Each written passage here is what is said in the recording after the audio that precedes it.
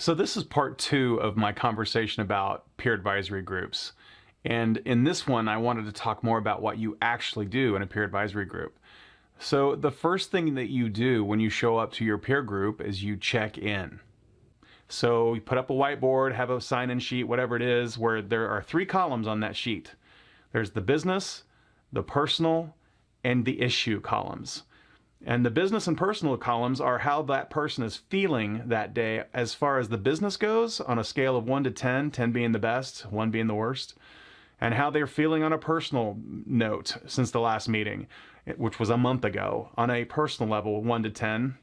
And then if they have a specific issue that they're wanting to talk about that day, they put the general, like 3 or 4 words of that issue, and then they rate it an A, B, or a C. An A rating means I really need the group to help me with this issue today.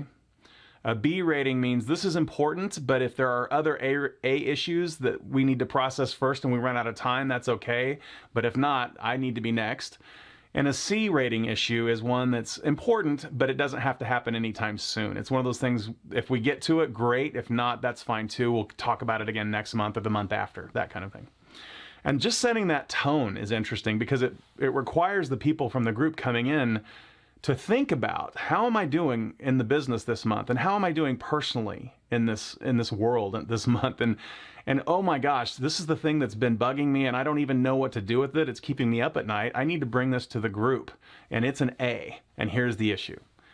So that's the first thing, is a sign in. And then the next thing is to do status updates around the table, 5 minutes. If you have one of those people in your group that's a talker, then you probably need to figure out a timer, a talking stick, or whatever the thing is, to keep people to 5 minutes. And at that point, you do a quick, just personal update. A lot of times you do that over lunch. So you would schedule your 2.5-hour thing to include lunch. And the format for that of your 8 to 10 people is you do a round robin around the city. So everybody hosts at their company location every 8th time. So typically once or twice a year, you end up hosting and buying lunch for your group. And as the host, you get to talk about your host subject for 20 to 30 minutes. And that can be anything you as the host want to talk about. And then you get the lunch and the 5-minute updates done. And once you're done with that, that takes about an hour to an hour and 20 minutes. And then the last hour to hour and 15, you're processing issues together.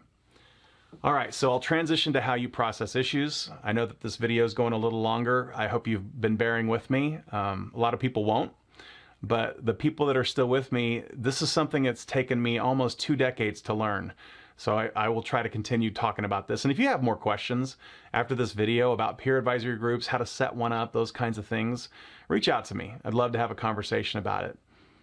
Anyway, once you have started processing issues, the interesting thing that's different, because typically when you are presenting to a group an issue that you have, you tend to get too involved in that issue and trying to sway the group's thinking based on your preconceived notions about the issue, because a lot of times that issue isn't really the problem that you have and you don't know it. So one of the things I learned from another group early on in my career was this processing of issues method, and it works really well. So here's the simple thing. You bring your issue, and the group sits and listens as you describe your issue for 2 to 3 minutes, maybe 5 if it's a complicated issue. And then you are the person that brought the issue. Then you have to be quiet, and around the room, your peers ask you questions, whatever they want to ask. And again, there should be a non-disclosure agreement in place, so it doesn't matter what's going on or what's being asked. It's, you can ask the questions you need to ask and not worry about it getting out. And so people ask those questions. You can't do anything but answer. The person that brought the issue can do nothing but answer the question. You shouldn't be expanding on anything, really. If you haven't answered the question, if the person asking the question doesn't really feel like they have a good answer, they can rephrase their question, but you are just giving answers at that point. And then once everybody around the table has asked all their questions, because those questions, you should probably write them down, the questions and answers and things like that. Or even record it. I don't know, however you want to keep track of that. But then what happens is you go around the room and everybody, after listening, because think about that, let's say you had 8 people in your group, you're the one bringing the question, you have 7 other people that are asking questions. Then those 7 people, as everyone's asking questions and you're giving answers, starts to formulate some ideas around, this is the real problem, or, oh, this is what they should do. They start thinking about those things. So then we go around the room and everybody gets to make their best suggestion on what you should do next in regards to that problem that you're facing in your business or in your personal life, really. A lot of times they're business focused, but as your group gets older together and spends more time together, business and personal blend, and all kinds of issues will come up. So then at the end of those 7 suggestions of what you should do next, you now, as the person bringing the issue, get to say to the group, thank you for all that feedback. Here are the 7 suggestions I got. This is probably the one that I'm going to take next. So you are now accountable to the group on the one you picked, that the next month, or even an email to the group a week later, or whatever, if you don't want to wait a month, that you did the thing you said you were going to do. So when you come back the next month, all the issues that were processed, you need to have the list of, okay, so-and-so committed to doing this. Did they do it? And you process those things at the start of the meeting the next month.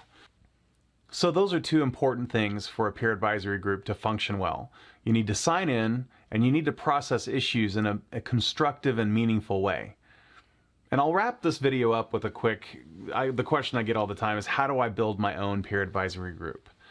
And my answer to that is, think about the people in this city that you work in, that you trust and respect and like, and those kinds of things. People that you've seen over the years, people that are business owners, decision makers, peers of yours, whatever.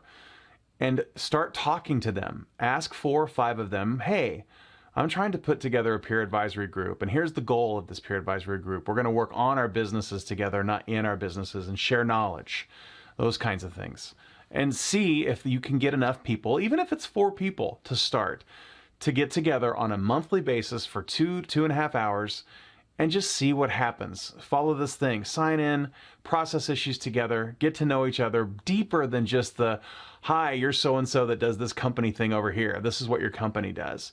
Get deeper, figure out exactly what they do, get to know each other in the months in between, and spend that time, because I promise you, if you get to a point where you have a peer advisory group that's been together for a year or more, very interesting things happen that will be great for your business and probably great for you as a person. Well, again, I hope you're getting value out of these videos. This peer advisory group one was a little bit different than the typical social media tips and tricks and technology tips and tricks and things that I normally do. But I thought it was a popular issue. I've been talking about this with people for the past 2 months, so I thought I'd put it down and get it on video so that when other people are asking me about peer advisory groups, I can point them to these resources.